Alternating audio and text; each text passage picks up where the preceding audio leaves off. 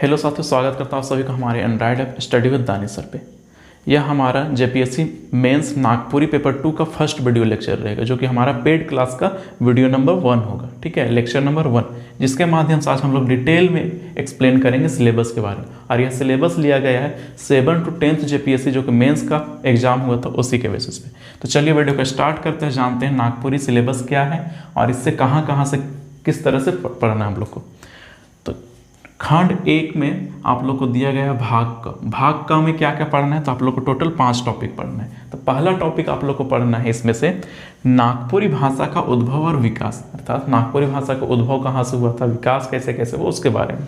Second topic आप लोग का नागपुरी भाषा के विशेषताएं। अभी हम सिर्फ पढ़ के बतला दे रहे हैं, फिर हम लोग डिटेल में एक एक के बारे में क्लास में समझेंगे। नागपुरी भाषा के विशेषताएं, तो नागपुरी भाषा का व्याकरण में जितने भी टॉपिक दिए गए हैं सिलेबस के अकॉर्डिंग सिर्फ हम उसी को लिखे हैं। जैसे यहाँ दिया गया वर्ण, तो वर्ण में आप लोग को स्वर वर्ण, व्यंजन वर्ण के बारे में पढ़ना है। फिर संज्ञा, सर्वनाम, वचन, लिंग, काल, क्रिया, विशेषण, उपसर्ग, प्रत्यय, कारक और अव्यय। और यहाँ साथ में आप लोग हिडन में लिखा हुआ आदि। तो आदि का मतलब हो सकता है समास भी रहे, विलोम शब्द में भी पूछ सकता है इससे भी रिलेटेड, इसलिए हम लोग उसको भी इसमें इंक्लूड कर लेंगे। ठीक है, फोर्थ टॉपिक है हम लोग का वाक्य संरचना एवं भेद। तो हम लोग का फोर्थ टॉपिक है भाग का वाक्य संरचना एवं, तो मतलब डिटेल में हम लोग को वाक्य के बारे में पढ़ना होगा, उसके काइंड्स के बारे में। फिर फिफ्थ में हम लोग का 5वां नंबर में देवनागरी लिपि का उद्भव, विकास तथा विशेषताएं। फिफ्थ टॉपिक हम लोग का है देवनागरी लिपि का उद्भव और विकास, और साथ में उसका विशेषता क्या क्या है। तो हम लोग का भाग का में सिर्फ 5 ही टॉपिक पढ़ना है। इसके नेक्स्ट स्लाइड में हम लोग देखेंगे भाग खा के बारे में।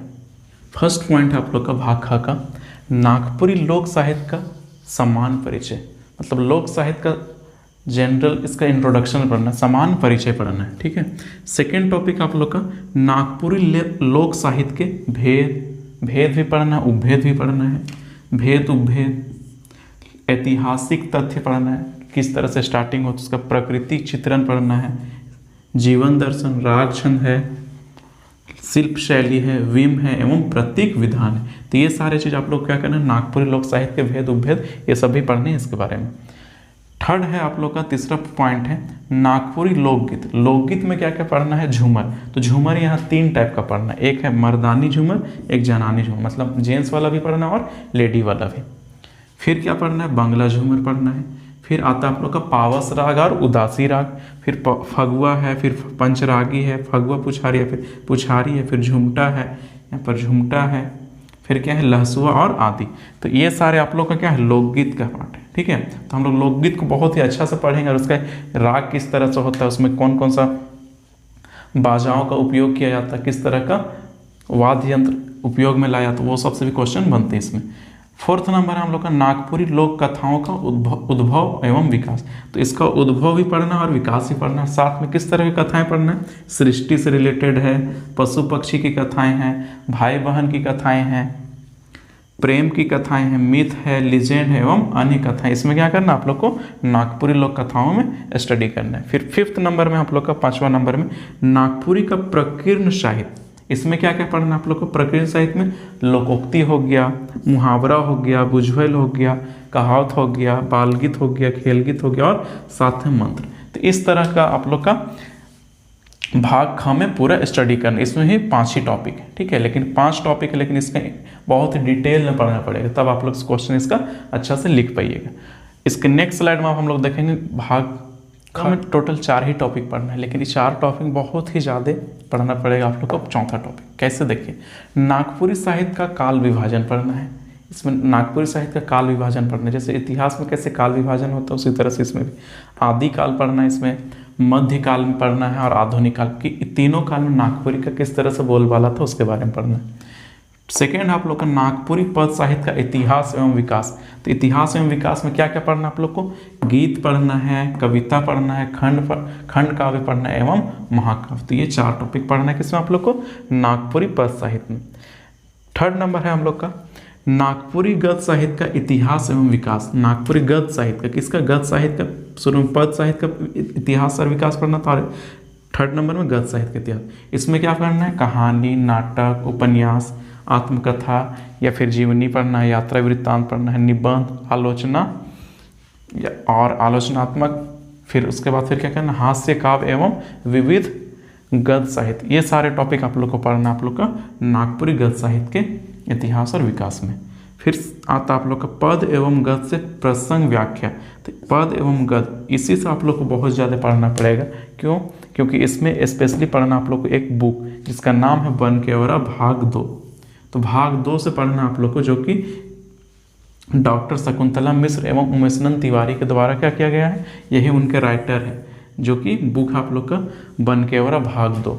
और इसमें आप लोग को पद दिया हुआ है, मतलब इसमें कविता दिया गया है, और साथ में गद्य मतलब कहानी वाला पोर्शन दिया गया है। तो इसमें बहुत ज़्यादा आप लोग को पढ़ना पड़ेगा। ये सब इजीली समझ में आएगा, लेकिन पद वाला थोड़ा सा टफ लगेगा आप लोग को, ठीक है। तो आप लोग का गद्य भाग गम आप लोग को टोटल 4 टॉपिक पढ़ना है। नागपुरी साहित्य का काल विभाजन, नागपुरी पद साहित्य का इतिहास एवं विकास, नागपुरी गद्य साहित्य का इतिहास एवं विकास, और शिष्ट साहित्य इसको बोलते हैं, जिसमें क्या पढ़ना है, पद एवं गद्य साहित्य के बारे में। अब हम लोग इस स्लाइड पे बाकी बचे सिलेबस के बारे में समझ लेंगे। देखिए, खंड एक में भाग क, ख और घ था, ये ग था, लेकिन खंड 2 में घ, अंगा, च, छ, ज है।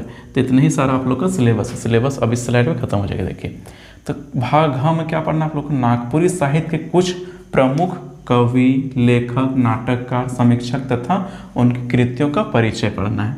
तो लगभग इसमें आप लोग को सिलेबस में दिया गया है जिस तरह से नाम, उसमें लगभग 22 कवि, रचनाकार या फिर लेखक, उनके बारे में आप लोग को, उनकी कृतियों के बारे में आप लोग को वर्णन करना है, मतलब पढ़ना है, अंडरस्टैंड करना है। तो टोटल कितना, लगभग 22 दिया गया है सिलेबस में। तो जगह नहीं की वजह से हम इसमें नहीं लिखे। जब हम उसका क्लास लेंगे तो आप लोग को डिटेल में उसके बारे में बताएंगे। सेकेंड नंबर आप लोग का नागपुरी साहित्य के विकास पर अन्य भारतीय साहित्यों का प्रभाव, मतलब जितने भी भारतीय साहित्य उनका कैसा प्रभाव रहा है नागपुरी के रिगार्डिंग, उसके बारे में भी हम लोग को पढ़ना है। फिर भाग अंगा में आता है हम लोग का निबंध। तो निबंध किस तरह से, तो आप लोग को समसामयिकी विषय पे लिखना है, मतलब समसामयिकी घटना से, सांस्कृतिक विषय पे लिखना है, सामाजिक विषय पे, पारंपरिक विषय पे, अखरा कला। अखरा कला में क्या क्या हो सकता है, गीत हो गया, नृत्य हो गया, वहाँ का वाद्य यंत्र जैसे मांदर हो गया, नगाड़ा हो गया, उस तरह से। झारखंड से संबंधित इतिहास एवं भूगोल, झारखंड से संबंधित इतिहास और भूगोल। तो झारखंड से संबंधित इतिहास भूगोल आप लोग को बहुत ज़्यादा नॉलेज होगा हिंदी में, तो उसी को आप लोग को नागपुरी में भी क्या करना, कन्वर्ट कर देना। फिर भाग च में आता है आप लोग का नागपुरी में संक्षेपण। तो संक्षेपण करने के लिए क्या करना आप लोग को, इसका बहुत ही डिटेल में क्लास हम आप लोग को लेंगे संक्षेपण, और बहुत ही ईजी रहता है इसमें, और इससे डायरेक्टली क्वेश्चन पूछता है 20 मार्क्स का, ठीक है। तो ये भाग च आप लोग का बहुत ही ईजी है, नागपुरी में संक्षेपण, इसको सिर्फ लिखने के लिए कला है, ठीक है। भाग 6 में आप लोग का आता है नागपुरी भाषा में अनुवाद करना। ये बहुत ही आसान है, ये दोनों बहुत आसान है। नागपुरी में का जो भाग च और छ है बहुत ही आसान है, क्योंकि नागपुरी भाषा में अनुवाद करने के लिए आएगा। कुछ पैराग्राफ इस तरह से बना करके दिया हुआ रहेगा पैराग्राफ, उसी को क्या करना, लिखा हुआ रहेगा, इसको हिंदी में हिंदी में दिया हुआ रहेगा पैराग्राफ, उसी को लिखना पड़ेगा आप लोग को। नागपुरी में इसे क्या करें, अनुवाद करें, ठीक है। अब भाग ज में आप लोग का पढ़ना है नागपुरी अनुच्छेद से रिलेटेड प्रश्न पढ़ना है, ठीक है। तो आप लोग का नागपुरी साहित्य के कुछ प्रमुख कवि, इससे रिलेटेड पढ़ना है, नागपुरी साहित्य के विकास में और इससे निबंध से ये पढ़ना, और साथ में संक्षेपण, अनुवाद और अनुच्छेद। तो ये था आप लोग का टोटल नागपुरी पेपर 2 का सिलेबस। अगर किसी तरह का डाउट रह गया हो, अगर हम नहीं बतला पाए या किसी तरह का कुछ पूछना हो, तो आप लोग हमसे 6203017710 पे पूछ सकते हैं, ठीक है।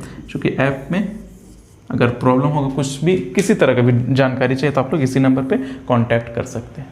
तो इस वीडियो का आज हम लोग यहीं पे फिनिश करते हैं। मिलते हैं नेक्स्ट वीडियो पे एक नए टॉपिक के साथ, क्योंकि ये हम लोग का लेक्चर नंबर 1 था। लेक्चर नंबर 2 हम लोग का रहेगा नागपुरी भाषा का उद्भव और विकास के बारे में।